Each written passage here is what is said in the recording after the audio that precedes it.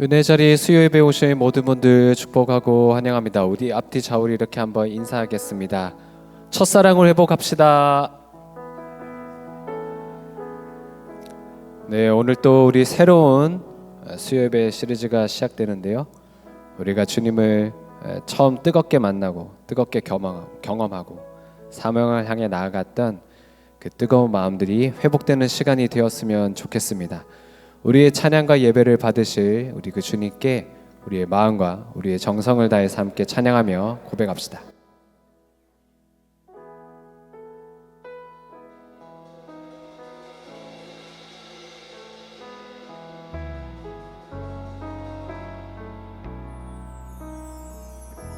완전하신 나의 주, 완전하신 나의 주, 의의 길로 날 인도하소서. 행하신 모든 이 주님의 영광 다 경배함니. 우리 한 번 더 고백합시다. 완전하신 나의 주, 완전하신 나의 주, 의의 길로 날 인도하소서. 행하신 모든 이 주님의 영광 다 경배함니. 나의 고백으로 예배합니다. 찬양합니다.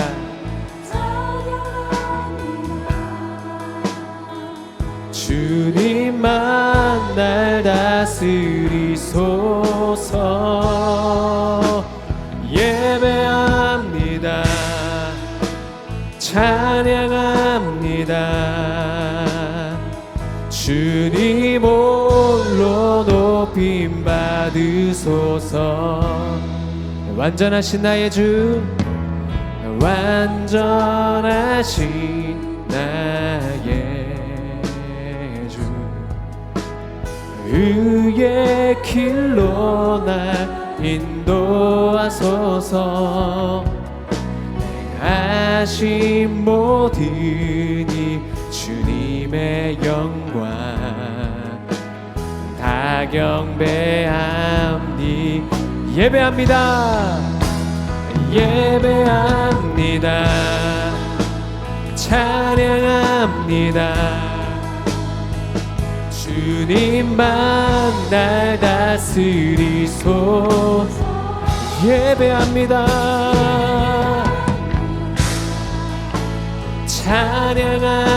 찬양합니다. 주님 홀로 높이. 주님을 예배합니다. 예배합니다.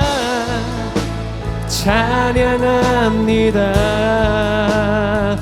주님만 날 다스리소. 예배합니다.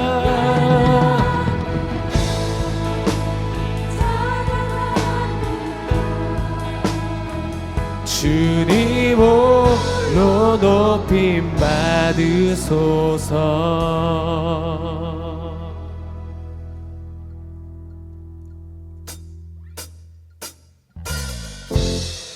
우리 다 함께 손뼉치며 우리를 향한 그 주님의 변찬 그 사랑을 함께 찬양합시다. 할렐루야.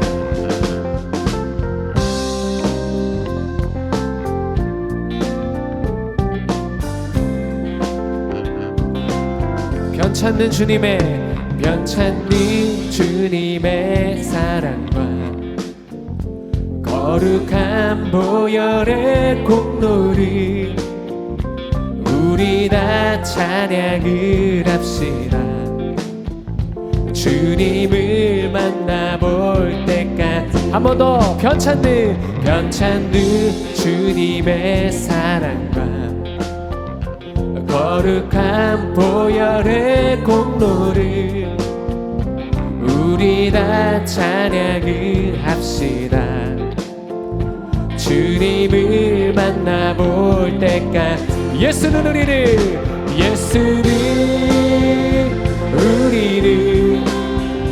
깨끗게 하시는 주시니 그의 피 우리를 눈보다 더 희게 우리를 깨끗게 한 피는 우리를 깨끗게 한 피는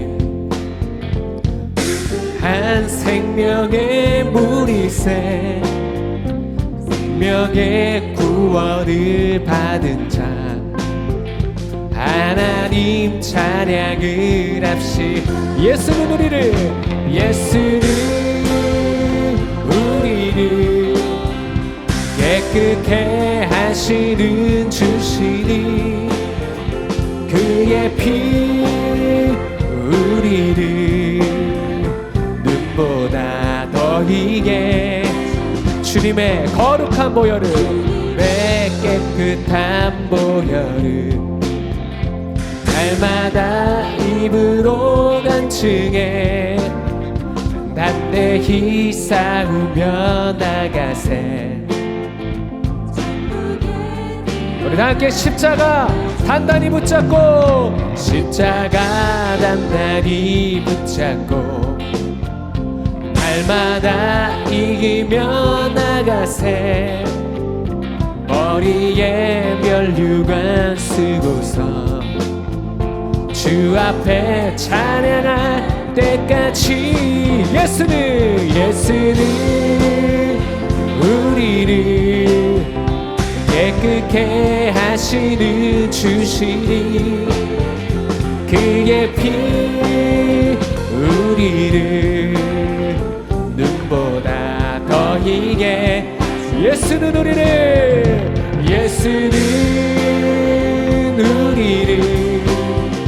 깨끗게 하시는 주시니 그의 피 우리를 눈보다 더 희게 눈보다 더 희게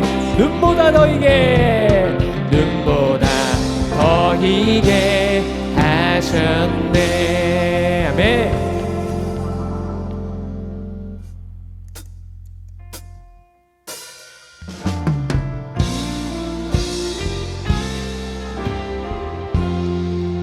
나의 모습 나의 소유 나의 모습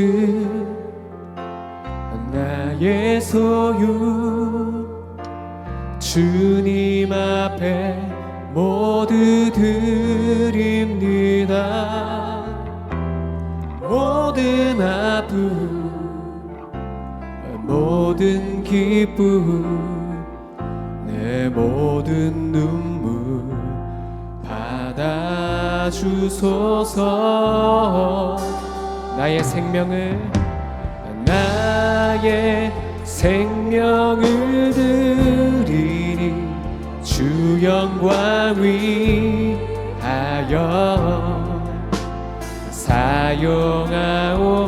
사용하옵소서. 내가 사는 날 동안에 주를 찬양하며 기쁨의 제물 되리. 나를 받아주소서.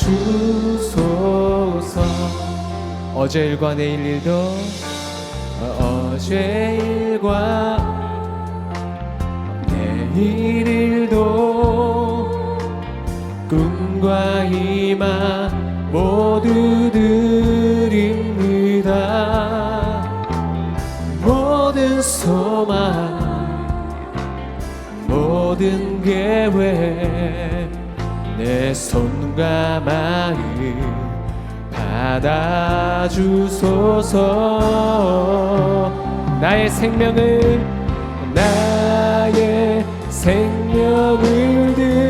드리니 주 영광 위하여 사용하옵소서. 내가 사는 날 동안 주를 찬양하며 기쁨의 제물 되리.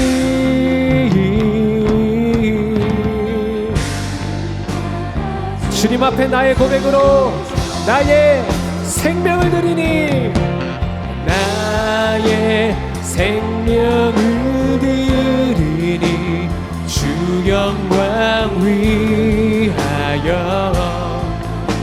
사용하옵소서.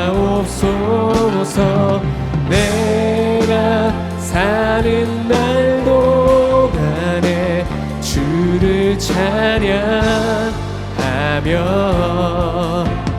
기쁨의 제물 되리.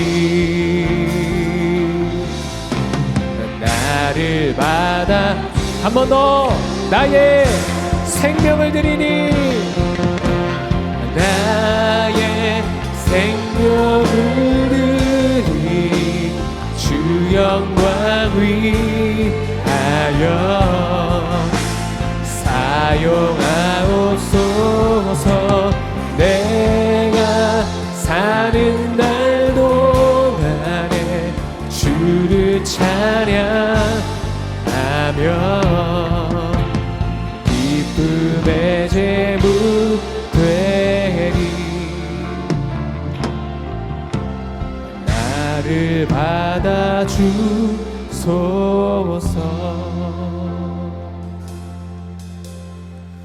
우리 시간 함께 기도합시다.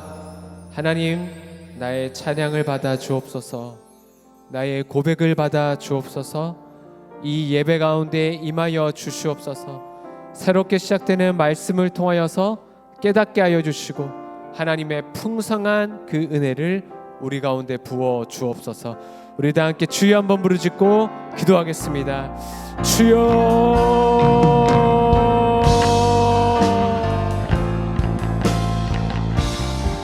하나님 아버지, 오늘도 이 복된 자리에 우리를 불러주셨사오니 주님, 우리의 찬양을 받아주시고 우리의 예배를 받아주시고 우리의 고백을 받아주시옵소서.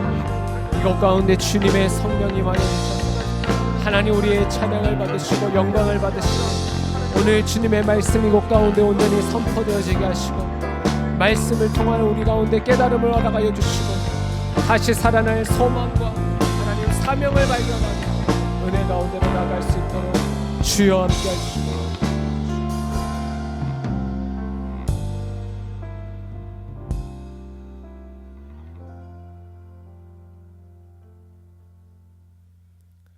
하나님 아버지, 감사합니다.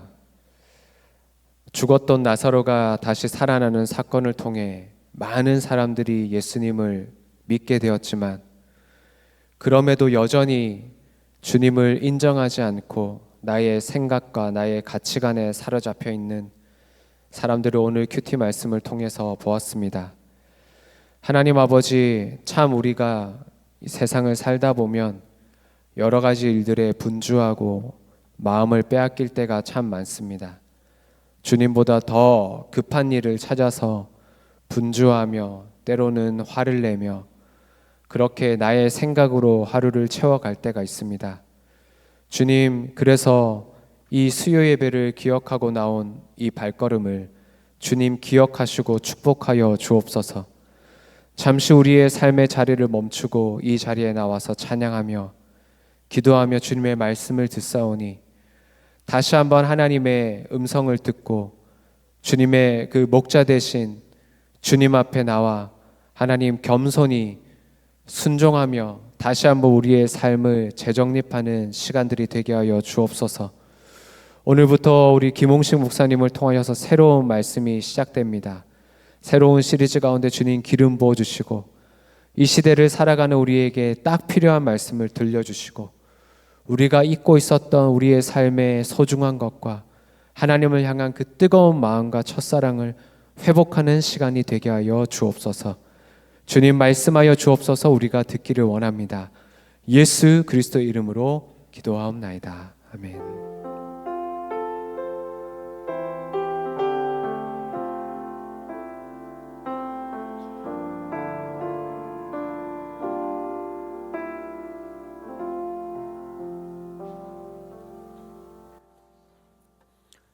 반갑습니다. 우리 수요 예배에 나오신 성도님들을 진심으로 환영하고요. 우리 이 자리까지 올 수 있게 해주신 것이 하나님의 은혜인 줄 믿습니다. 우리 하나님 앞에 저희들 서로 건강하게 이 자리까지 나오시게 해주신 하나님께 감사함으로 하나님께 박수로 영광 올려드리겠습니다. 옆에 보면서 또 한번 이렇게 인사했으면 좋겠습니다. 당신이 있어서 정말 행복합니다. 당신이 있어서 행복합니다. 예. 제가 군대에서 사격을 하는데 같은 총인데 앞사람은 굉장히 표적을 향해서 잘 맞추는데 저는 아무리 제대로 맞춰도 이게 안 되는 거예요. 그래서 소대장한테 물어보니까 소대장이 사람마다 눈이 다르기 때문에 이 초점을 자기 눈에 맞춰야 된다는 거예요. 그게 이제 영어로 제로인이라고 그러더라고요. 그래서 저희들이 이 초점을 맞추고 다시 제가 쏘니까 그때 그 총알이 제대로 날아가더라고요. 그래서 저희들의 신앙생활을 또 이렇게 잘 하고 있고 교회가 지금까지 이렇게 수천 년을 이렇게 지나오면서 혹시라도 변질된 것은 없는지, 내가 정말 잘 신앙생활을 하고 있는지 다시 한번 그 초대교회에 딱 초점을 맞춰서 이 눈금을 맞춘다 그럴까요?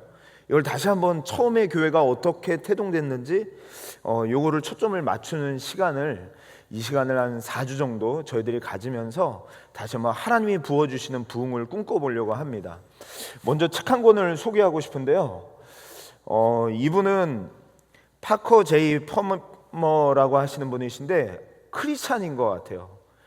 책 내용에서 그 모세의 예화도 들고 또 많은 기독교 성경에 나오는 인물들의 예화를 드는 거 보니까 삶이 내게 말을 걸어올 때 내 삶은 하나님이 어떻게 부르셨을까?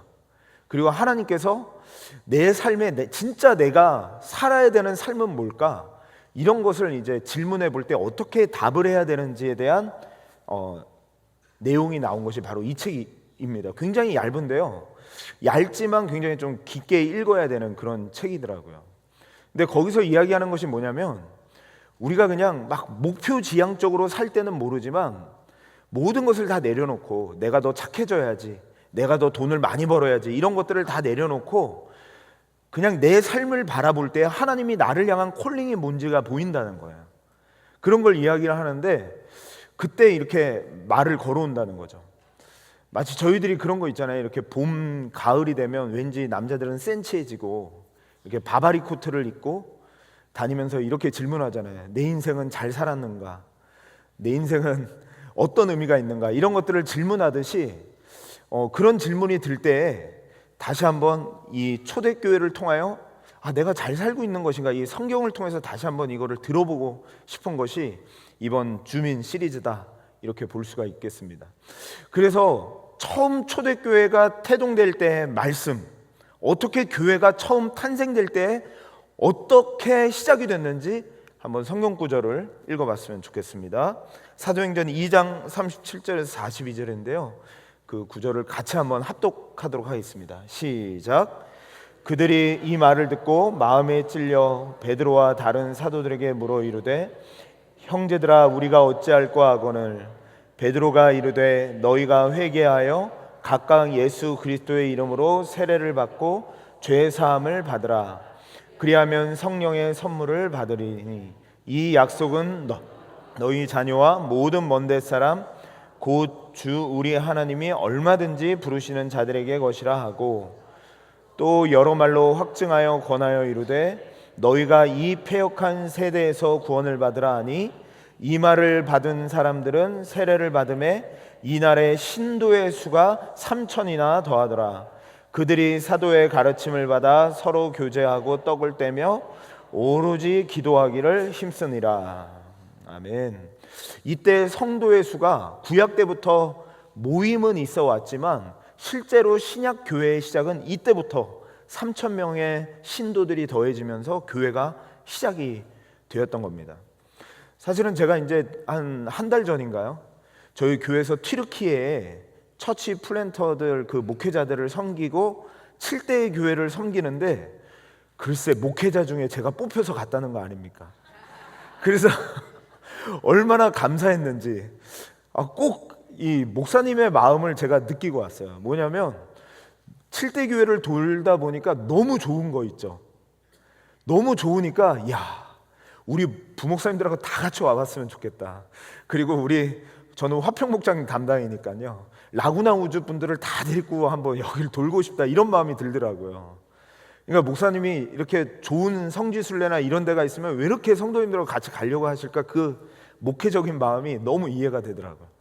정말 너무 좋았는데 거기에서 그 가이드가 그런 말을 하더라고요. 목사님, 이곳에 무너져 있는 돌만 보지 말고 초대교회가 말을 하고 있다고. 이 초대교회가 우리처럼 무너지지 말라고. 이렇게 무너지지 말고 계속하여 베델교회는 계속하여 그 교회가 하나님께서 인도해 가시는 연속 성상에서 계속되라고 우리들에게 말하고 있다고. 그 초대교회가 이야기하는 것을 들어보라고 하는데요, 그때 돌 때는 솔직히 하나도 안 들리더라고요. 그냥 돌만 보이고 굉장히 마음이 아프다, 이 정도지 하나도 안 들려서 제가 이곳에 와서 다시 한번 좀 들어보려고 이 성경을 찾아보게 되고 연구하면서 이 시간을 좀 가지게 됐습니다. 그럼 자, 지금부터 저와 함께 그 초대교회 속으로 한번 빨리 들어가 보겠습니다. 들어가는 거예요. 슉 들어갑니다. 네. 자, 이제 나옵니다. 자, 먼저 저희들이 좀 기간을 알아야 되는데요, 이 앞에 있는 게 좀 작아서 잘 보이지 않지만 그 저희들이 나눠드린 그 삽제에 보시면 아마 있을 겁니다. 이게 사도행전에 기록되어 있는 연도가 쭉 기록되어져 있는데요, 다른 연도들은 1년씩 조금 유동성이 있다고 합니다. 그런데 변하지 않는, 역사적으로도 변하지 않고 정확하게 지금도 똑같은 연도가 있는데, 그게 뭐냐면 AD 36년에 바로 빌라도가 집정하고 있었던, 그 유대 땅을 빌라도가 다스리고 있었던, 이것은 역사적으로도 정확한 연도라고 합니다. 그때 로마는 가이사 아구스도가 통치를 전체적으로 이제 하고 있고, 그 가운데 유대 땅을 빌라도가 이렇게 통치를 하고 있었고요. 그 다음에 그 사도행전 12장에 이 헤롯 왕이 이렇게 연설을 하는데 해가 비치니까 반짝반짝 금이 비치면서 우와, 이 왕은 대단하십니다 하면서 영광과 찬송을 받으십시오라고 하는데, 자기가 그걸 다 받다가 충이 들어서 벌레가 들어와서 죽게 되는 사건이 사도행전 12장에 기록되어져 있는데, 그 왕이 바로 39년에서 44년까지 다스렸던 헤롯 아그리빠 왕. 이거는 역사적으로 변함이 없대요. 그러니까 우리가 읽었었던 이 초대교회 태동은 그 사이에 일어났던 일입니다.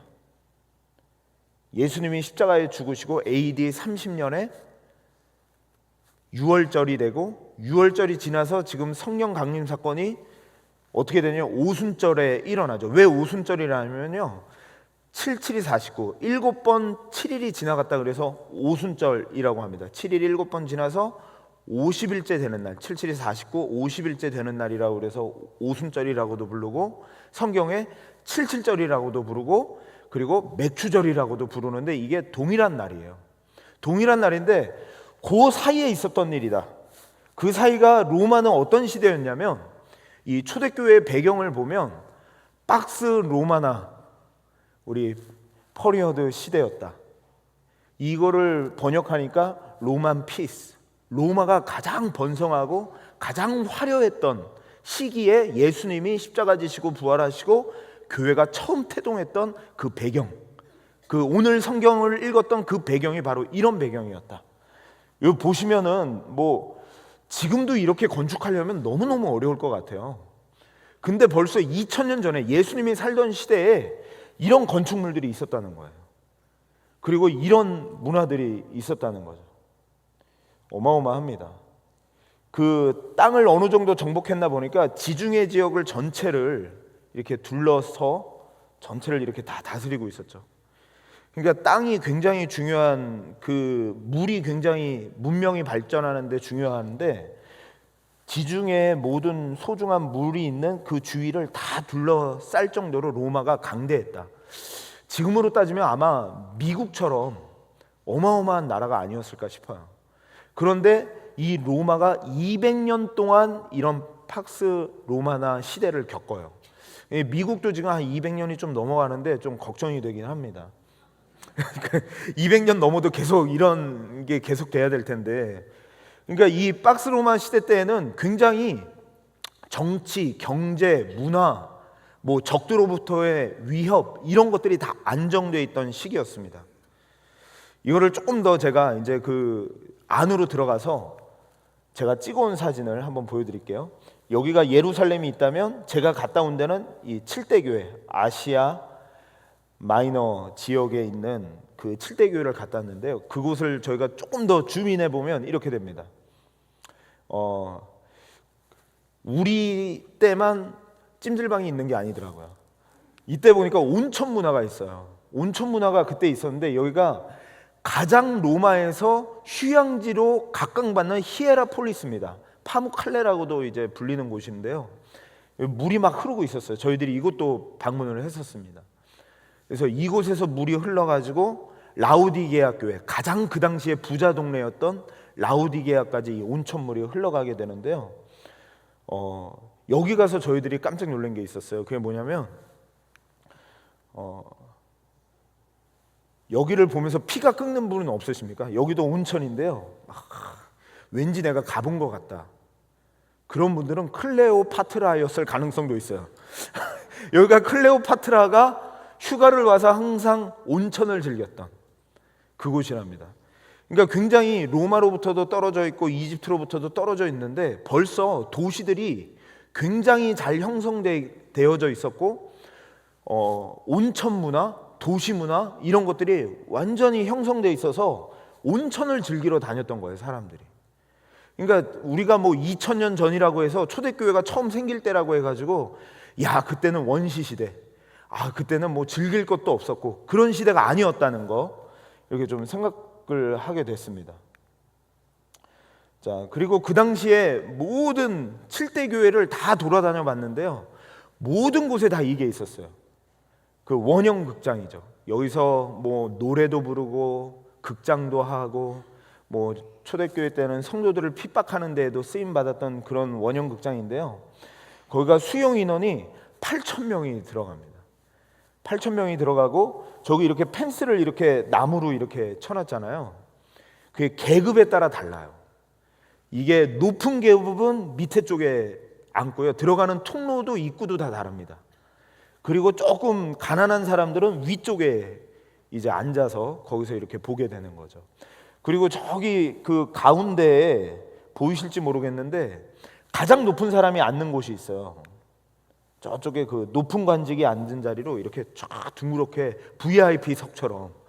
그러니까 2000년 전에도 이런 문화가 벌써 있었던 거예요. 돈 많은 사람들은 좋은 자리에 앉고 저렇게 높은 관직 자리에 앉는 이런 것들이 있었고요. 이거는 같이 이게 라우디게아 교회에 있는 그 라우디게아 마을입니다. 그 라우디게아 동네에 아직 발굴되지 않은 원형 극장이 이렇게 있어요. 이렇게 그 계단들이 이렇게 틈틈이 보이시죠? 그러니까 굉장히 8,000명 수용한다고 생각하면 그 당시 동네 인구의 10분의 1이 문화시설을 할 수 있도록 모든 로마가 동네마다 이걸 만들어 놓은 거예요. 야, 그러니까 대단한 거죠. 그러니까 동네마다 다 이게 있어요. 원형 극장이. 그러니까 8,000명, 16,000명이라고 생각해 보면 그거의 10배 그러면 이 라우디게아 지역에만 16만 명이 좀 살고 있었겠구나 이렇게 좀 추측해 볼 수가 있고요. 그러면서 이런 문화들이 막 발전돼 있다는 것이죠. 참 대단했어요. 요거는 이제 수로 시설인데요. 지금 요 보이는 요 수로는 제가 김병인 장로님께 여쭤보니까 저거는 그 비잔틴 시대 때 있었던 양식 같다라고 이야기하시더라고요. 근데 그 옆에 있는 돌들이나 이런 건 로마 시대 때 2000년 전 예수님 당시 우리가 읽은 그 본문의 그 시대인데요. 그때 당시에도 요한계시록에 보면 라우디게아 교회가 책망받은 게 너희가 차지도 않고 덥지도 않아서 내가 토하여 내치리라 라고 얘기했잖아요. 그게 이 히에라폴리스에 있는 온천물을 라우디게아 지역까지 이렇게 끌어온 거예요. 그래서 제가 얼마나 거리가 될까 이렇게 살펴보니까 이 파무칼레라고 불리는 히에라폴리스에서 이 라우디게아 고대 도시까지 13분 정도, 차로 가면 13분 정도 걸리고 한 7.4마일 정도가 걸려요. 그러니까 굉장히 먼 거리죠. 그 당시에 그거를 수로로 더운 물을 거기까지 끌어온다는 게 보통 일이 아니었을 거라는 생각이 들고요. 그리고 지도에서 잘 나타나지는 않지만 그 온천이 처음 시작되는 곳보다 라우디게아가 더 높은 위치에 있어요. 고도가 좀 더 높아요. 근데 그 당시에 어떻게 펌프가 있었던 것도 아니고 그 당시에 뭐 이거 물을 올릴 수 있는 기계가 있었던 것도 아닌데 7.4마일을 가서 이 물이 그곳까지 올라오게 했을 수 있었을까? 이게 다 미스터리인 거예요.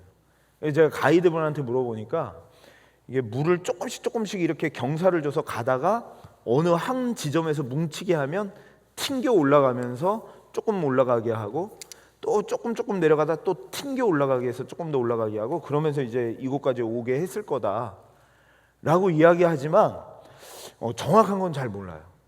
그런데 벌써 이때 당시만 해도 수로 시설, 목욕 시설, 심지어는 에베소에 가면 제가 사진에 넣지는 못했는데요. 개인용 화장실이 있었어요. 놀라지 않으십니까? 아니 유럽에 개인 화장실이 로마 시대 때 예수님 당시에 잘 사는 사람들은 개인 화장실이 있었어요. 이게 대단했던 거였죠. 그런 문화를 가지고 있고 이런 기술력을 가지고 있었던 곳이 바로 이 예수님 당시의 그 문화 배경이었다. 그러면서 이거는 지금 이제 사대교회인데요. 사대교회는 이 옆에 보이는 기둥이 신전이에요. 이 로마는 다른 신들을 다 인정하잖아요. 모든 다 신을 인정하기 때문에 신전들이 많았는데 그때 당시에 로마 시대 때 가장 유명한 신이 아데미 신이죠. 이 옆에 보이는 이 기둥이 다 아데미 신전의 하나고 다른 것들은 다 무너졌죠. 그러니까 굉장히 그 신전 옆에 교회가 세워지게 됐어요. 항상.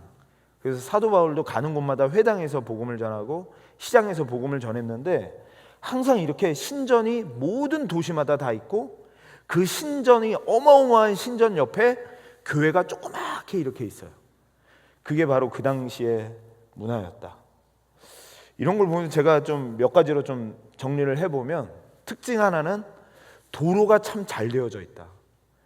그러니까 사도 바울이 어떻게 그렇게 복음을 전했을까? 버가에 가고 BCD 안디옥에 가고 어떻게 그렇게 갔냐면요. 그곳에 도시가 있었어요. 이런 도시들이. 그러니까 그냥 간 게 아니라 모든 길은 로마로. 그래서 로마로 통하기 때문에 다 그 길을 따라서 잘 닦여져 있었던 거예요.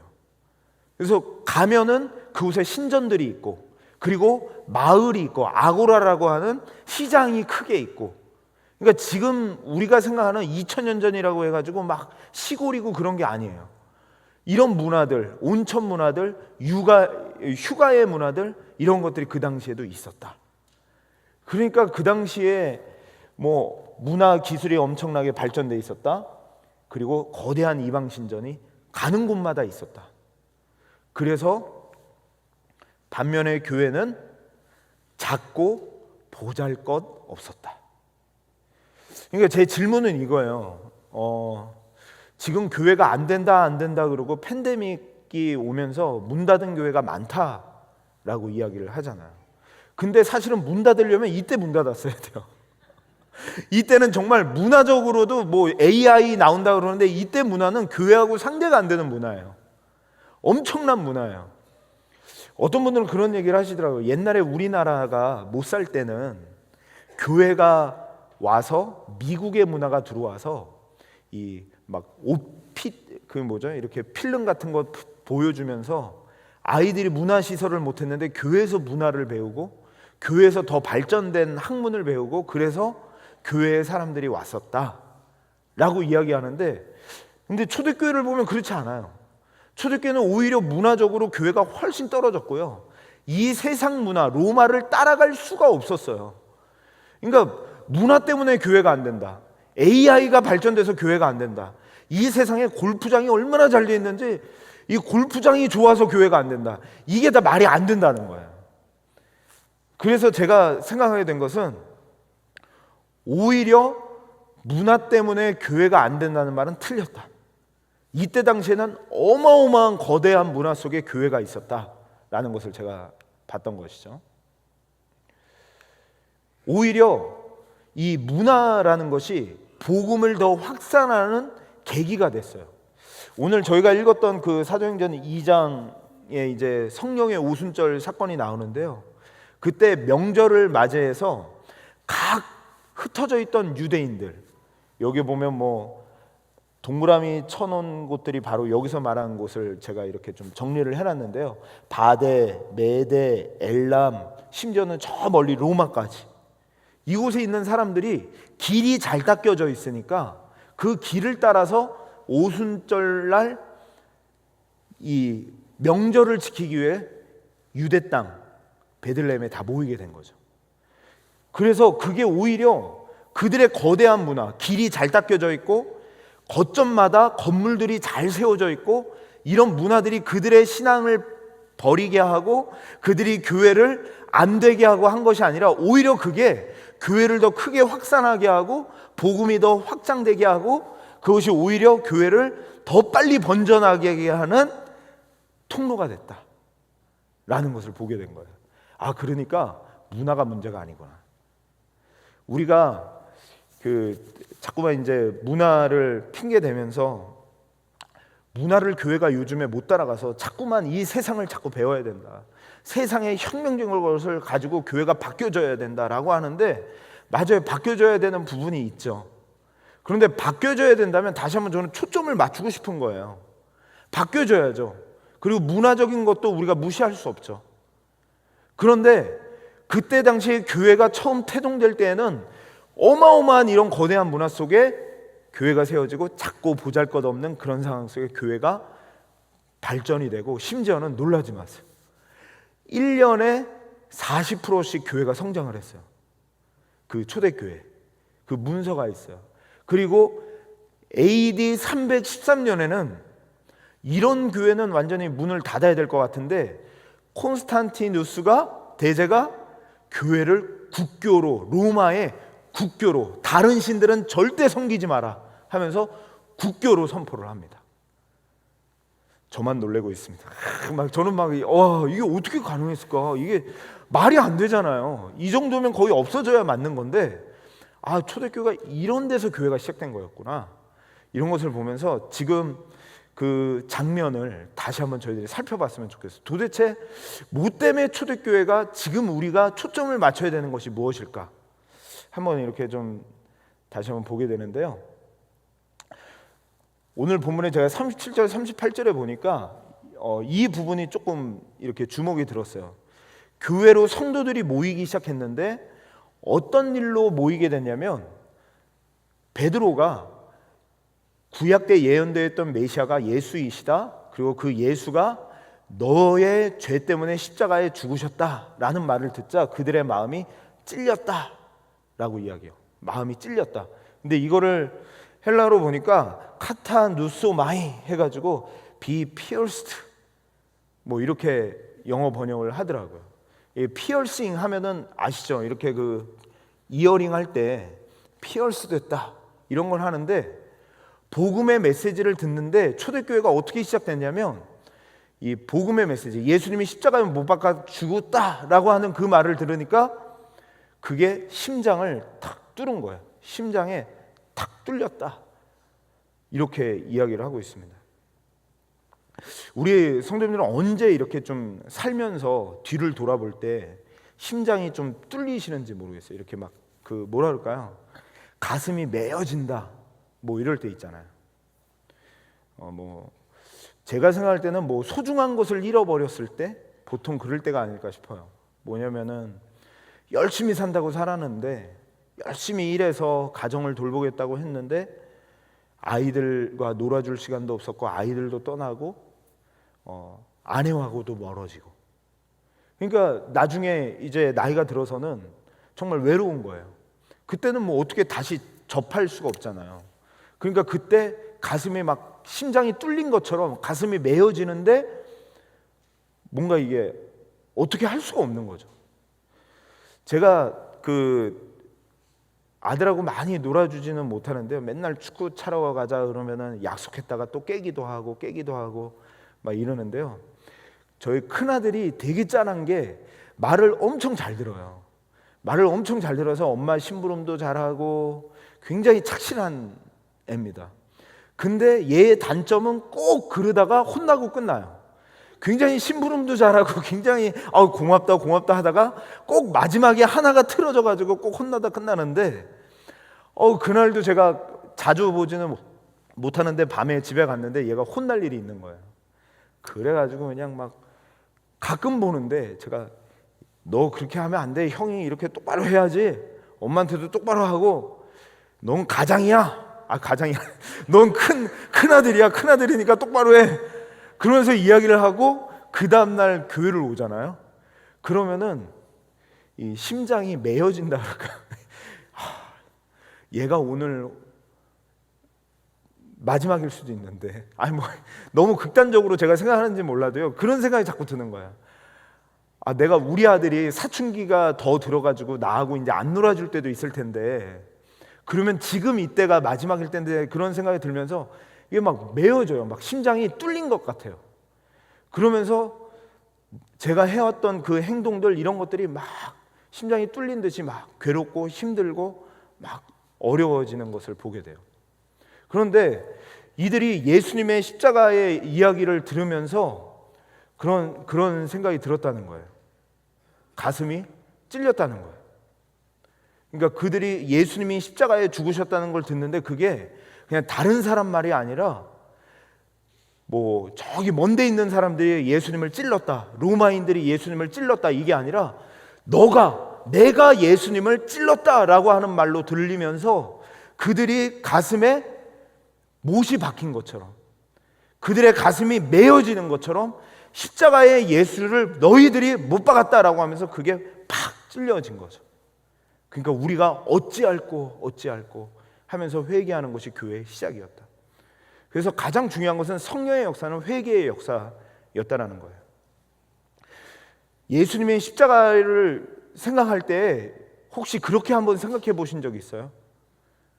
나는 진짜 쓰레기다. 나는 정말 나쁜 놈이다. 이렇게 생각해 보지 않으셨던 분들은 아직도 십자가의 피어싱이 뭔지 모르실 수도 있을 거라는 생각이 들어요. 내가 겉으로 뭔가 잘해서 내가 지식이 좋아서 예수를 믿었다, 내가 어릴 때부터 이렇게 좋은 환경이 있어서 예수를 믿었다, 이게 아니라 나는 예수를 전혀 믿을 수 있는 자격이 전혀 없는 자고 내 죄가 예수가 내 죄를 짊어지고 십자가에 죽었다, 이 정도가 아니라 내가 예수를 십자가에 못 박았다라고 하는 그 찔림, 그 피어싱이 있으니까 가슴이 메어지는 그 회개 속에 교회가 시작이 되었다는 거예요. 그 회개와 그 찢어지는 그 가슴앓이, 나의 죄로 내가 예수를 못 박았다고 하는 그 죄에 대한 회개가 없이는 그 교회가 태동되지 않았다는 거예요. 그러니까 그들이 그 죄에 대한 태도로 회개가 되니까 교회가 막 태동되기 시작한 거예요. 근데 누가 회개를 해야 될까? 오늘날로 이렇게 가져오면은요, 저는 이제 목회자니까 교회에 목회자들이 많은 이제 요즘에 뉴스나 방송에서 잘못되는 모습들을 보면서 물론 첫 번째로 목회자들이 회개해야 되겠죠. 그런데 목회자들이 회개해야 된다. 어떤 분들은 장로님들이 회개해야 된다. 어떤 분들은 집사님들이 회개해야 된다. 누가 도대체 회개해야 될까요? 이렇게 살인한 사람들이 회개를 해야 되나요? 나쁜 짓 한 사람만 회개해야 되나요? 참 성경을 보니까 참 희한해요. 누가 회개해야 되는가 봤더니요, 사도 바울이 회개를 했어요. 사도 바울은 율법을 아주 잘 지키던 사람이에요. 율법으로는 내가 흠이 없는 자로다 라고 얘기했던 자가 사도 바울이었어요. 그러니까 정말 착하게 살았던 사람이 사도 바울이에요. 그런데 사도 바울이 예수님을 만나고 회개했어요. 그러니까 회개라는 게 그냥 단순히 세상에서 나쁜 짓 한 사람, 사람들 죽인 사람, 남을 미워하는 사람, 시기하는 사람, 하나님의 말씀대로 살지 않는 사람, 그 사람이 회개했던 게 아니라 하나님의 말씀대로 살려고 노력했던 사도 바울이 회개했어요. 회개라는 개념이 좀 달라지는 것 같아요. 예수님을 십자가에 못 박았다는 게 아, 내가 착하게 살았구나, 교회 생활 잘하고 있구나, 이걸로 끝나는 게 아니라는 걸 말씀해 주는 것 같아요. 두 번째로 어떤 사람이 회개했는지 봤더니요, 이게 누구냐면 고넬료를 베드로가 지금 만나서 회개케 하는 장면입니다. 고넬료는 로마의 백부장이었는데 이 고넬료를 이렇게 설명하고 있어요. 한번 사도행전 10장 2절 말씀을 같이 읽어보겠습니다. 시작. 그가 경건하여 백성을 많이 구제하고 하나님께 항상 기도하다. 이 사람이 회개할 일이 있을까요, 없을까요? 없어야 될 것 같잖아요. 이 정도면 완벽한 사람 아니에요? 경건해요. 그 하나님을 경외해요. 근데 베드로를 하나님이 보내시잖아요, 이 집으로. 그래서 베드로를 만나고 이 고넬료가 회개하고 성령의 충만함을 받아요. 왜 이자가 회개해야 될까요? 회개는요, 나는 말씀대로 사니까, 나는 착하니까, 나는 기도하는 사람이니까, 하나님은 경외하는 사람이니까, 그러니까 회개할 것이 없어. 그게 아니에요. 나는 전적으로 하나님 앞에 거지입니다. 하나님 앞에 나는 쓰레기입니다. 하나님이 십자가에서 내가 십자가에 못 박은 장본인이 접니다. 여기에 대한 피어싱, 내가 예수님을 못 박았습니다. 여기에 대한 회개가 없으면 절대로 교회가 태동될 수 없었어요. 교회의 시작, 우리의 다시 초점을 맞춰야 되는데, 내가 쓰레기입니다. 나는 십자가가 없으면 경건하게 살려고 노력하고 하나님을 경외하고 기도를 많이 해도 할 수 없는 자입니다. 이런다고 천국까지 못해요. 하나님을 경외하고 착한 일 많이 하고 구제한다고 천국 가는 거 아니에요. 예수님이 나의 죄를 위하여 십자가에 죽으신 것이 뭔지 알고 그것을 믿고 그것에 피어싱 된 자만 천국 가는 거예요. 바리새인들도 열심히 착하게 살았고 율법대로 살려고 노력했어요. 그것이 천국에 가는 게 아니더라고요. 정말 나는 주님의 십자가가 없으면 나는 죽을 수밖에 없는 죄인이구나. 누가 회개해야 됩니까? 그러면 누가 회개해야 될까요? 오늘 수요 예배 나온 저와 여러분들이죠. 기도하는 우리죠. 구제하는 우리죠. 하나님을 경외하는 우리죠. 내가 회개해야 되는 거예요. 다시 한번 무너진 그 2000년 전의 교회가 아니라 다시 교회가 회복되는 길은 문화를 잘 따라가야 된다. 이 세상을 잘 답습해야 된다. 이게 아니라 예수님을 못 박은 장본인 그 십자가 앞에 나는 쓰레기다. 나는 절대 소망이 없다. 이거를 고백하는 자. 그 회개가 있는 곳이 바로 교회가 회복되는 초대교회 모습이었다는 거예요. 그래서 그 회개를 하게 되면 이런 모습이 나옵니다. 세 가지로 제가 회개를 하니까 이 세 가지 모습이 나와요. 첫 번째로는 너희가 패역한 세대에서 구원을 받으라. 이 시대는 패역한 세대라는 것은 예수님을 믿지 아니하고 받아들이지 않는 시대죠. 자기의 의로움으로 살려고 하는 것. 그것이 바로 믿음, 예수님에 대한 믿음에 대한 회개가 이제 바뀌어지게 되고요. 두 번째로는 신도의 수가 더해지더라. 그러니까 그렇게 피얼싱돼서 회개를 하니까 이 사람들이 교회로 나오기 시작하는 거예요. 세상 문화에 빠져 사는 것이 아니라 교회로 모여서 교회 안에서 하나님의 말씀을 배우고 성도의 교제를 하고 교회 안에서 신앙생활을 하게 되는 것을 보게 돼요. 제가 요즘에 마음에 아픈 것이 무엇이냐면요, 소속감이 너무 없다는 생각이 들어요. 예전에는 교회하면 가족이었거든요. 가족. 그리고 내 마음을 다 두는 곳, 내가 희생하고 내가 섬기는 곳, 내 사랑을 두는 곳이 교회였는데 요즘은 교회 왔다가 조금 마음에 들지 않으면 떠나요. 목사님 말씀하고 맞으면 있는 거고 안 맞으면 가는 거죠. 그리고 저희는 젊을 때 신앙생활 열심히 잘했었어요. 그래서 이제 또 교회 와서 이렇게 자꾸 교회로 부르거나 그러지 마세요. 그냥 골프 치고 여행도 다니면서 이렇게 지내게 놔두세요. 마저 해야죠. 골프도 치고 젊을 때 희생해서 하나님께서 주신 그 은혜를 가지고 누려야죠. 그런데 저는 교회는 그럼 누가 사랑하나? 애 있는 가정들은 애 있다고 교회 우리는 돌볼 시간 없어요. 어느 정도 큰 분들은 우리는 또 돌볼 시간 없어요. 어른들은 어른들대로 우리 즐겨야지. 우리도 젊을 때 다 해봤어. 아무도 교회에 소속된 사람이 없는 거예요. 교회를 사랑하는 사람이 없어요. 너무너무 안타까운 거예요. 우리 베델교회에 와서 이 베델교회 하나의 지역교회라고 생각하기보다 이곳이 내가 뼈를 묻을 곳이고, 이곳이 내가 마음을 둘 곳이고, 이곳이 내 교회고, 이곳이 그리스도의 몸이고, 이곳이 우리가 함께 이 세상의 문화를 떠나서 이곳에서 함께 신앙생활하고 함께 섬기고 달려나갔던 것이 3천이나 더하더라.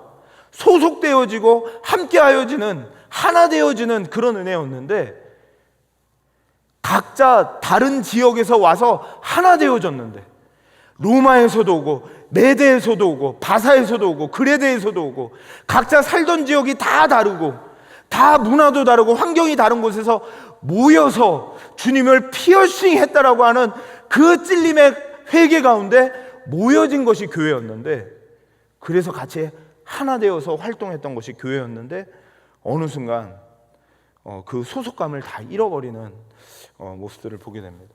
그래서 이 소속감을 좀 회개해야 될 것 같아요.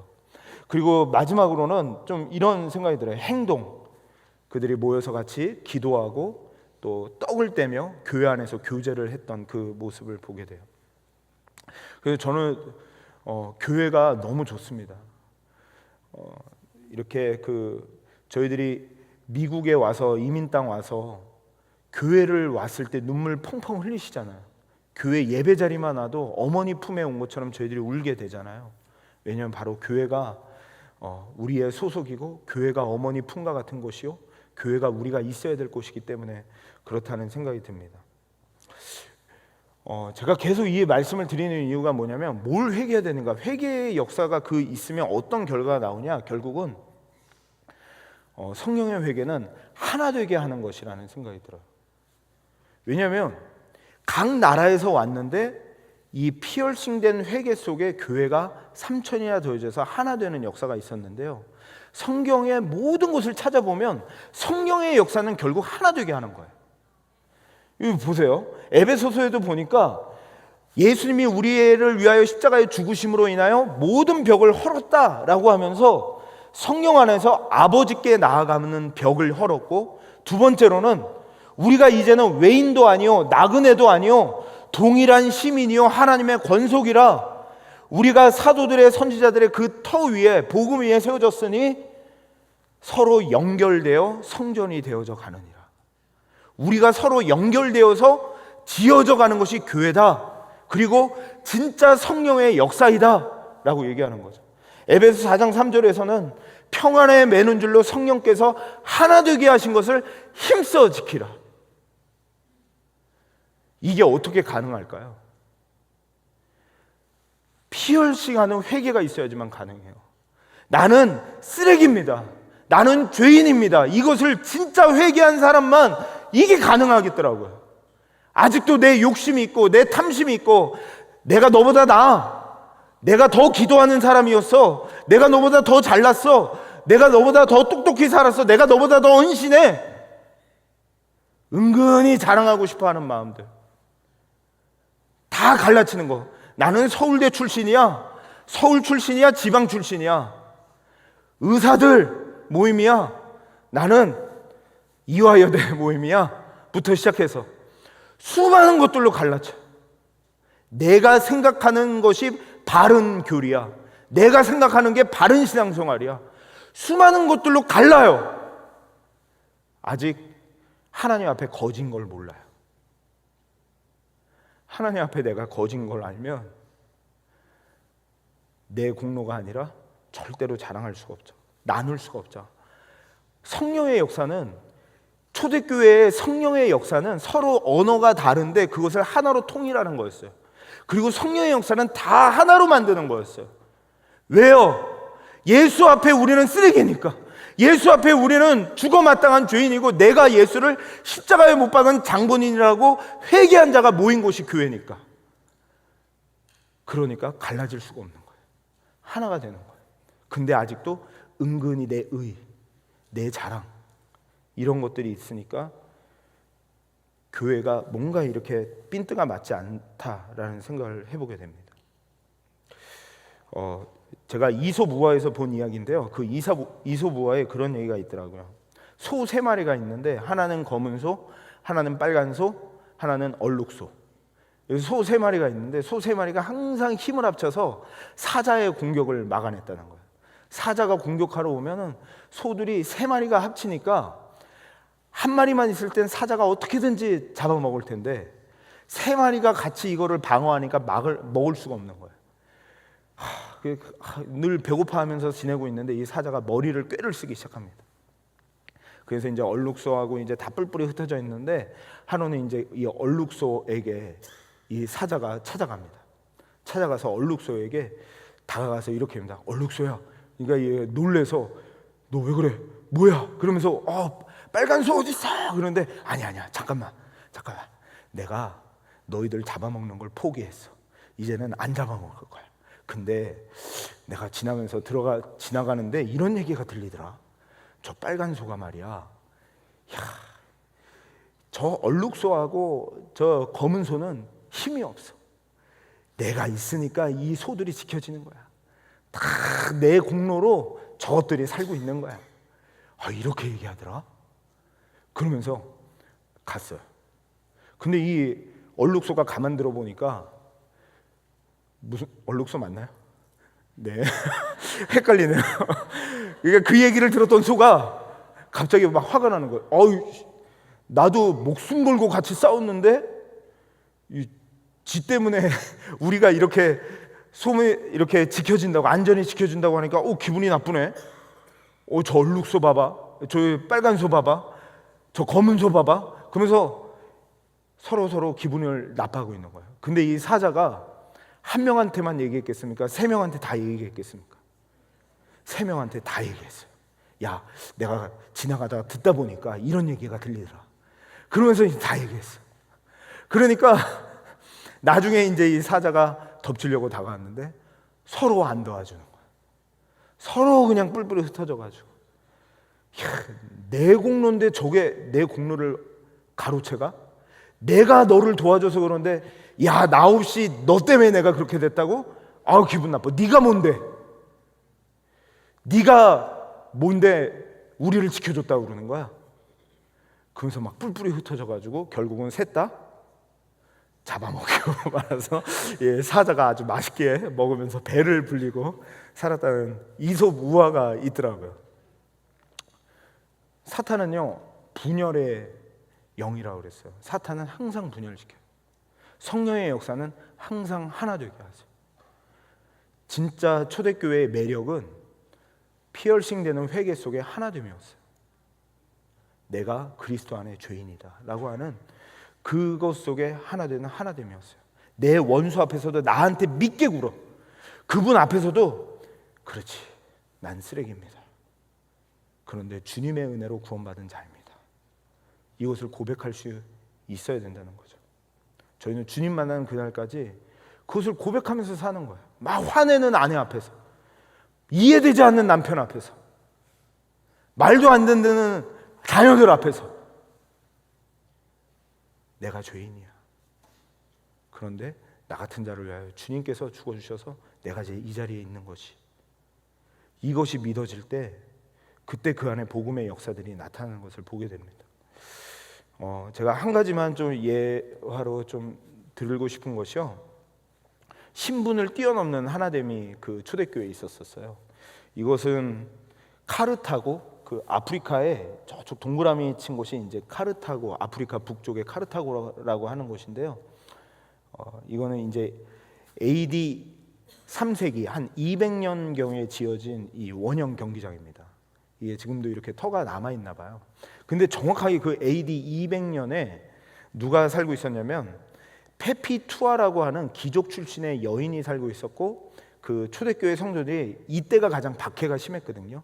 다 그 원형 경기장 안에 몰아넣고 이제 이렇게 하는데, 그때 이런 글귀가 남아 있더라고요. 실제로 그것을 지켜봤던 역사가 중에 글을 남겨놓은 거를 하나 제가 띄워가지고 왔습니다. 뭐라고 얘기하냐면, 군중은 그리스도인들을 자신들이 볼 수 있는 곳으로 끌어내라고 요구했다. 많은 군중들이 이제 그리스도인들을 막 죽는 장면을 보고 싶어서, 그래서 끌어내라고 했다. 그때 그리스도인들의 몸을 관통하는 것을 보고자 했다. 순교자들은 일어서서 중앙으로 나아갔다. 그래서 이제 죽고자 하는 예수 믿는 자들이 다 이제 중앙으로 서로 가기 시작하는데, 어떻게 하냐면 서로의 입을 맞추면서 자신들의 순교를 평화의 입맞춤 의식으로 마무리를 했다. 그러니까 가운데로 가면서 이제 이 세상의 삶을 이제 끝날지 모르니까 서로 입맞춤을 하면서 이제 가운데로 간 거예요. 근데 여기서 입맞춤이 왜 신선한 거냐면요, 그때 당시에는 그 1층에 잘 사는 사람들의 좌석이 있었고 2층에 못 사는 사람들의 좌석이 있었잖아요. 그리고 들어가는 통로도 다 달랐어요. 그리고 그 당시에는 입맞춤의 인사도 같은 그룹끼리 했어요. 돈 많은 사람들은 돈 많은 사람끼리, 돈 없는 사람, 가난한 사람들은 가난한 사람끼리 입맞춤을 했어요. 근데 이 퍼피 투아라고 하는 이 여인은 귀족 출신이었어요. 돈이 많은 귀족 출신이었어요. 근데 예수를 믿고 함께 이곳에 원형 경기장 안에 놓여져 있는 거예요.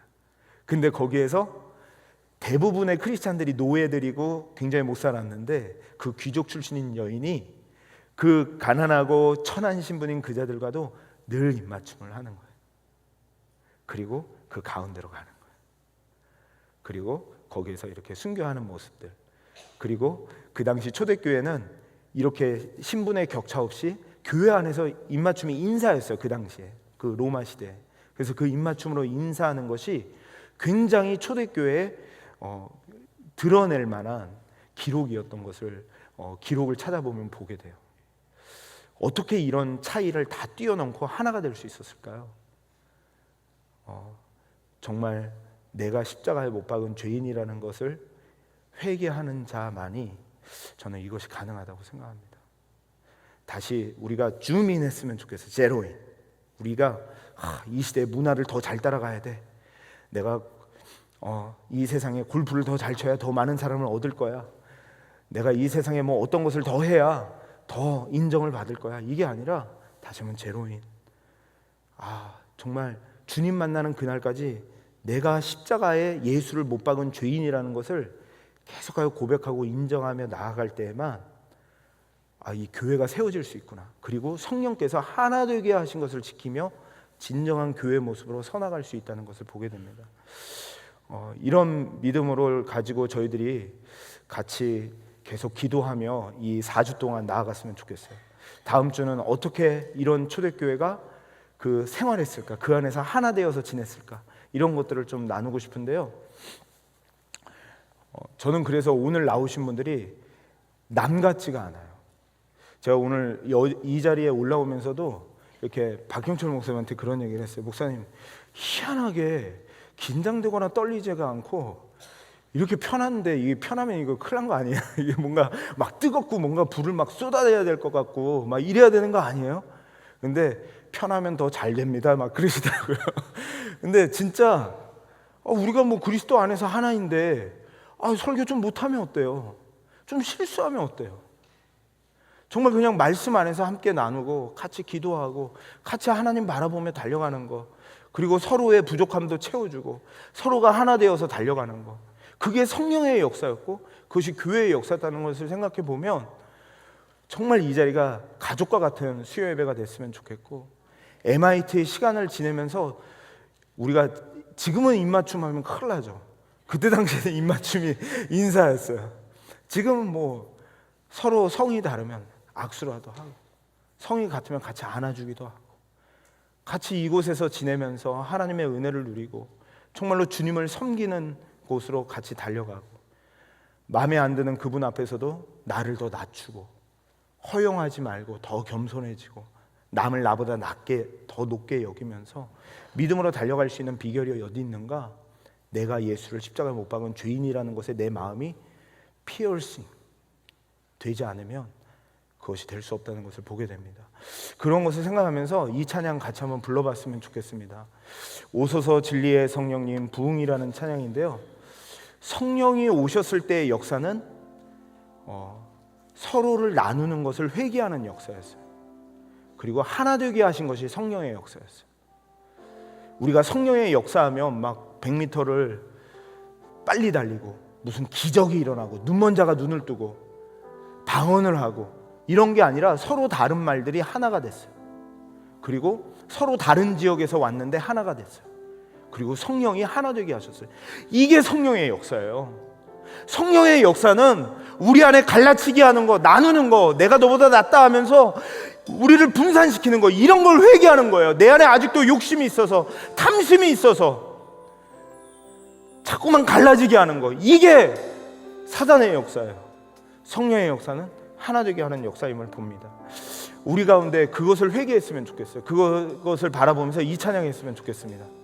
오소서 진리의 성령님, 오소서 진리의 성령님, 이 땅 흔들며 임하소서. 거짓과 탐욕 죄악에 무너진 우리 가슴 정케 하소서. 오소서 은혜, 오소서 은혜의 성령님, 하늘 가르고 임하소서.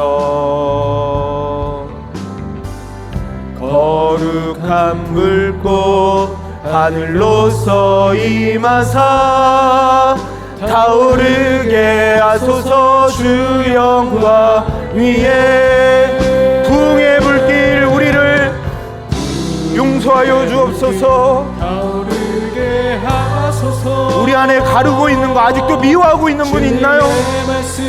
이 땅 새롭게 하소서. 은혜의 강물 흐르게 하소서. 성령의 바람 이 땅 가득 불어와 흰 옷 입은 주의 이런 백성이 일어나기를 원합니다. 이런 교회 되길 원합니다. 이제 일어나 열방을 치유하며 행진하는 영광의 그날을 주소서. 이 시간에 우리 후렴만 한 번 더 찬양하실 텐데요. 후렴 찬양할 때는 부흥의 불길 타오르게 하소서 할 때 진짜 부흥은 세상 문화를 잘 따라가서가 아니었어요. 그리고 진짜 부흥은 사람이 많아지고 어마어마해지는 것도 아니었어요. 내가 정말 예수를 십자가에 못 박은 쓰레기 같은 죄인입니다. 그것을 회개하는 거였어요. 그 회개가 없다면 지금 뭔가 신앙의 기름때가 껴있는 거예요. 그것을 바라보면서 진짜 이런 순결한 백성이 우리 가운데 일어나게 해주세요. 초대교회 그곳이 다 이슬람화가 됐어요. 98%가 이슬람이 됐어요. 그 땅이 다. 어느 순간 회개가 없어졌어요. 회개가 뭔지를 몰라요. 내가 뭔 죄를 졌는지도 몰라요. 무감각해져가지고 주님을 십자가에 못 박은 것이 뭔지도 몰라요. 내가 경건하게 살고 있고 기도하고 있다고 전혀 나는 회개할 게 없다고 생각해요. 아직도 십자가에 못 박은 그 죄인이라는 그 깊숙한 곳에 죄인이라는 것, 내 가슴이 메어지는 그 은혜가 뭔지를 아직 깨닫지 못한 우리의 모든 죄를 용서해 주시고 다시 한번 순결한 우리 교회 되게 해달라고 다시 한번 부흥의 불길 타오르게 하소서 찬양하겠습니다. 부흥의 불길 타오르게 하소서. 이런 교회 되게 하소서. 주의 말씀 이 땅 새롭게 하소서. 은혜의 강물 흐르게 하소서. 은혜의 강물 흐르게 하소서. 성령의 바람 이 땅 가득 불어와 이런 저희가 되길 원합니다. 흰 옷 입은 주의 순결한 백성 주의 영광 위에 이제 일어나 열방을 치유하며 행진하는 영광의 그날을 주소서. 자, 우리 같이 한번 기도했으면 좋겠습니다. 이 시간 기도할 때 초대교회가 그렇게 작고 보잘것 없었지만, 문화적으로도 보잘것 없었지만 국교가 되기까지, 우리는 불편해서 교회가 안 된다고 하는데 그 당시에는 핍박 속에서도 교회가 부흥했고 핍박 속에서도 교회가 성장했는데, 그리고 심지어는 그 거대한 로마 가운데 국교가 되었는데, 우리는 지금 악법들이 통과되는 미국을 만들고 있는 우리들의 모습을 보면서 왜 회개할 게 없을까? 왜 회개할 게 없을까? 저는 정말 저희들의 신앙이 뭔가 초점을 좀 맞춰야 되지 않을까 싶어요. 저도 뭘 회개해야 될지, 뭘 어떻게 해야 될지, 뭘 어떻게 제시해야 될지 정말 모르겠어요. 근데 우리가 초점이 좀 잘못 맞춰져 있는 거 아닐까요? 다시 재로인해야 되지 않을까요? 하나님, 우리 안에 회개가 살아나게 하여 주옵소서.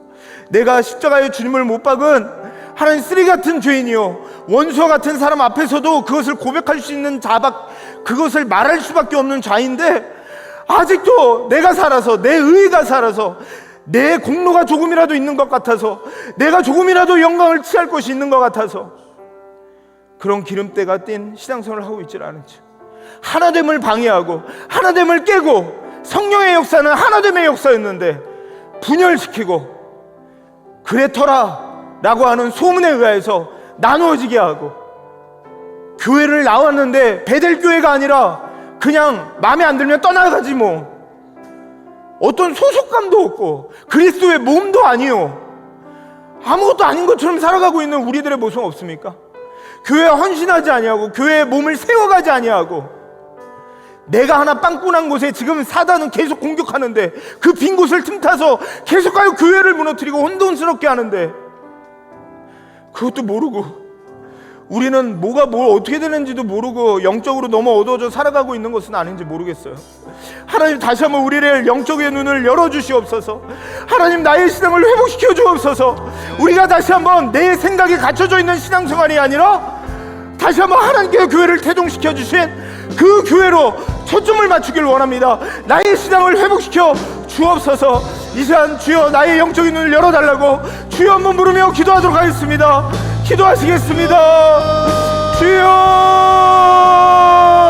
하나님 아버지, 이 시간 주님 앞에 나가길 원합니다. 우리 베델교회가 부흥하길 원합니다. 하나님 아버지, 하나님의 마음을 기쁘시게 하는 교회 되길 원합니다. 이 시대 하나님의 영광을 나타내는 교회 되길 원합니다. 주님의 영광을 올려드리는 교회 되길 원합니다. 하나님, 계속하여 우리 베델교회가 하나님의 뜻 가운데 살아가는 교회가 되어지길 원합니다. 주여, 역사해 주시고 붙잡아 주시옵소서. 하나님 아버지, 우리를 사용하여 주시옵소서. 우리 안에 아직도 초점을 잘못 맞추고 있는 연약한 신앙생활이 있다면 다시 한번 회개하길 원합니다. 나의 죄를 위하여 십자가에 죽으신 예수 그리스도의 십자가의 복음의 은혜 앞에 다시 한번 초점을 맞추게 하여 주시옵소서. 내가 예수를 십자가에 못 박은 자입니다. 내가 예수를 십자가에 못 박은 자입니다. 하나님 아버지, 그것에 의해 하나님 아버지, 하나님 절박한 마음이 있게 하시고, 하나님 나의 연약한 모습을 발견하게 하시고, 주여 하나님, 교회 안에서 그러한 성령의 역사 가운데 하나 되는 역사가 있게 하여 주옵소서. 하나 되는 역사가 있게 하여 주옵소서. 교회가 정말로 하나 되어 믿음 가운데 달려갈 수 있도록 하나님 인도하여 주시옵소서. 다시 한번 우리의 신앙이 회복되게 하여 주옵소서. 갈라지게 하고 나눠주게 하는 그 연약한 모습들을 회개하기를 원합니다. 다시 한번 주님 앞에 서기를 원합니다. 하나님 아버지, 다른 사람들이 나보다 낫다라고 생각하고 주님 앞에 서나가기를 원합니다. 주여, 우리가 회개하기를 원합니다. 하나님, 역사하여 주시고 붙잡아 주시옵소서. 하나님 아버지, 붙들어 주시옵소서. 하나님 아버지, 주시옵소서. 이 시간 우리 두 번째로 같이 기도하실 제목은요, 혹시 마음에 미워하는 분들이 있다면 이 시간 용서의 기도를 했으면 좋겠습니다. 어찌 보면 우린 미워할 자격도 없는 자들입니다. 주님의 십자가의 전적인 은혜로 구원받았다는 것을 정말로 피어싱된 자는 미워할 자격도 없습니다. 사실 저희는 미워할 자격이 없습니다. 하나님, 근데 제가 미워했네요. 그들을 용서할 수 있는 하나님 마음을 주옵소서. 그러한 회개와 통찰력과 그런 은혜를 나에게 다시 한번 허락해달라고 기도해 주셨으면 좋겠고요. 혹시 이렇게 그레터라라고 하는 걸로 교회를 나누고 가르고 또 평가하고 비판하고 여러 가지 그런 것 가운데 있다면, 우리 그리스도의 몸이잖아요. 각자가 우리가 지체로서 서로 한 몸을 이루어가는 교회이잖아요. 그렇게 하면 안 돼요. 이번에 아시안컵 보셨잖아요. 4강전에서 이강인하고 손흥민하고 싸워서 시합 때 공도 안 주고 서로 분열해가지고, 이게 뭐예요 이게. 진짜 정말 너무 속상하고요. 정말 하나님, 정말 우리가 정말 우리 베델교회를 축복하여 주시옵소서. 베델교회가 내 교회 되게 하여 주시고, 베델교회가 한 몸이 되게 하시고, 베델교회를 위해 희생하고 헌신하고 그것이 그리스도의 몸을 세워가는 모습으로 나타날 수 있도록 인도해 달라고. 그리고 미워하는 분이 있다면 용서할 수 있는 마음을 달라고. 그리고 실수했던 분이 있다면 또 그분에게 또 말로든 행동으로든 적당하게 정말 지혜롭게 잘 다가가서 하나님 할 수 있도록 인도해 달라고. 이제 우리 같이 교회를 위하여서, 우리 교회 여러 성도님들을 위하여서 이제 같이 주여 한번 부르며 기도하도록 하겠습니다. 기도하시겠습니다. 주여, 하나님 아버지, 우리 베델교회를 주님의 손에 올려드립니다. 베델교회는 그리스도의 몸된 교회입니다. 이 교회는 하나님 다른 게 아니라 내가 딱 떨어져서 나 혼자 신앙생활하는 교회가 아니라 우리는 한 몸입니다. 우리는 그리스도의 몸을 세워가는 몸입니다. 예수 그리스도가 머리시고 우리는 그 지체들입니다. 우리가 하나 되어서 똘똘 뭉쳐서 주님 앞에 나가게 하여 주시옵소서. 우리가 조금 싫다고, 조금 마음에 안 든다고 금방 헤어지고 떨어지고 다른 데 가고 그런 것이 교회가 아니라, 나를 위하여 십자가 지고 주님의 은혜를 믿으며 한 곳에 모인 것, 바로 그것이 우리들의 교회입니다. 우리가 하나님 함께 신앙생활하게 하여 주옵소서. 하나님 얄팍한 신앙에 이 시대의 문화에 흘러 떠나가지 않게 하시고, 하나님을 바라보고 하나님을 붙들며 다시 한번 우리의 초점에 맞춰 달려갈 수 있도록 하나님 인도하여 주시옵소서. 혹시라도 셀 모임 가운데, 우리들의 모임 가운데 하나님 우리의 초점이 잘못 맞춰져서 미워하고 나눠지고 갈라지고 용서하지 못하고 잘못하고 하나님 모든 것들을 용서할 수 있도록 인도하여 주시옵소서. 우리는 자격도 없습니다. 우리는 하나님 미워할 자격도 없습니다. 싫어할 자격도 없습니다. 그것들을 고백하는 저희들 되게 하시고 하나님 앞에 나아갈 수 있는 저희들 될 수 있도록 하나님 인도하여 주시기를 원합니다. 주여 역사해 주시옵소서. 이 시간 우리 마지막으로 한 가지만 더 기도했으면 좋겠습니다. 이 시간 기도할 때, 지금 그 지난주에 저희가 서명을 다 하셨는데요, 부모도 자녀가 내가 남자입니다라고 말할 때 그걸 간섭하지 못하도록 법이 이미 통과가 됐습니다. 연방정부법으로 통과가 됐습니다. 우리는 그냥 청원하기 위해서 사인하는 거였어요. 어쩌다가 이렇게 됐는지 모르겠어요. 이제 부모도 간섭하지 못하면 저는 교회에서도 사역자들이 얘기하지 못한다고 생각해요. 부모조차도 못하는데 그런 부모와 격리시켜 놓는 법이 통과가 됐습니다. 정말 이 시대가 정말 악해져 가고 이렇게 변해져 가고 이렇게 달라져 가는데, 우리가 맹놓고 있을 수는 없는 것 같아요. 정말 이건 기도밖에 없는 것 같아요. 우리는 할 수 없지만 죽은 자를 살리시는 게 예수님이시잖아요.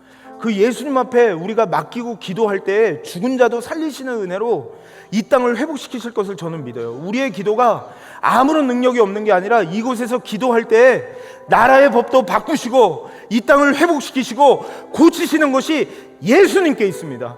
이 땅을 통치하시는 예수님께 있습니다. 그분 앞에 청원합시다. 그분 앞에 기도합시다. 그분 앞에 간구합시다. 정말 너무나도 걱정돼요. 다음 세대들이 너무나도 걱정돼요.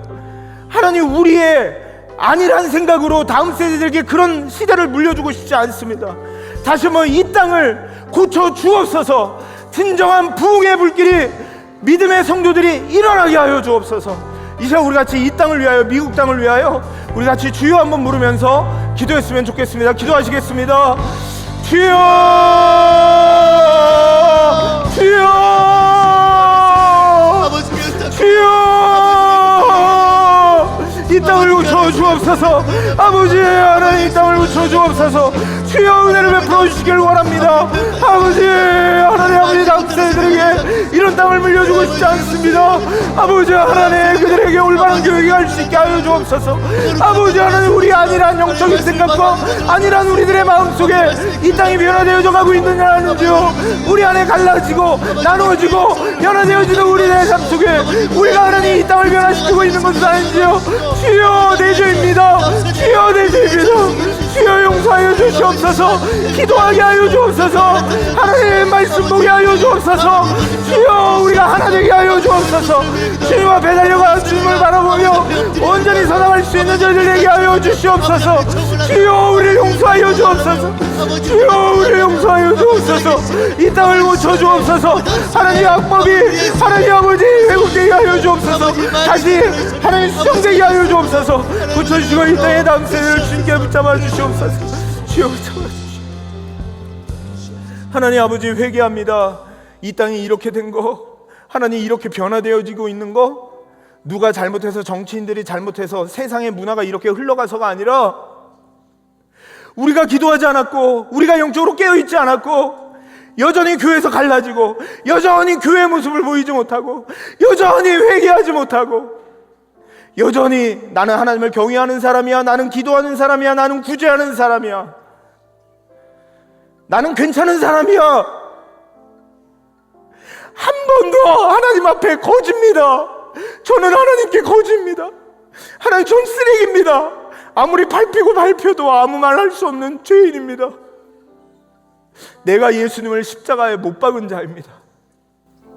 하나님, 이 회개를 평생 하며 하나님 교회 안에서 주장하지 아니하고 우리가 같이 정말로 그리스도의 몸된 교회로 하나 될 때 초대교회가 매력이, 그 매력 속에 하나님 없어지지 아니하고 오히려 부흥하고 오히려 국교화가 되었습니다. 국교화가 된 그 타락함 속에 결국은 전부 다 이슬람이 되었습니다. 하나님, 우리의 마음을 겸손하게 하시고 낮게 하시고 정말로 교회가 하나 되어 주님의 영광을 나타내는 교회로 다시 한번 우리의 초점을 맞출 수 있도록 하나님 인도하여 주시옵소서. 이제는 정말 죽어 마땅한, 아직도 우리의 의를 자랑하고 성령께서 오셔서 하나 되게 하셨는데 네가 잘났니 내가 잘났니 하며 가르고 나누는 연약한 죄인을 위하여 십자가 지신 예수 그리스도의 은혜와 그의 아들을 십자가에 못 박으시기까지 우리를 끝까지 포기하지 않으시는 아버지 하나님의 크신 사랑과 오늘도 우리들에게 다시 한번 초점을 맞추게 하시며 하나님 교회 그리스도의 몸을 서로 이루어가며 하나 되게 하시고 그것이 성령의 역사임을 깨닫게 하시고 보게 하시는 성령 하나님의 위로 교통 충만하심이 오늘도 이 자리에 나와 하나님 앞에 기도하는 모든 믿음의 백성들 위에 또 여러 가지 아픔 가운데 하나님 앞에 기도하고 나누어져 있는 모든 그분들의 생각들 위에 우리 베델교회 위에 이제로부터 영원토록 함께 있을지어다. 아멘.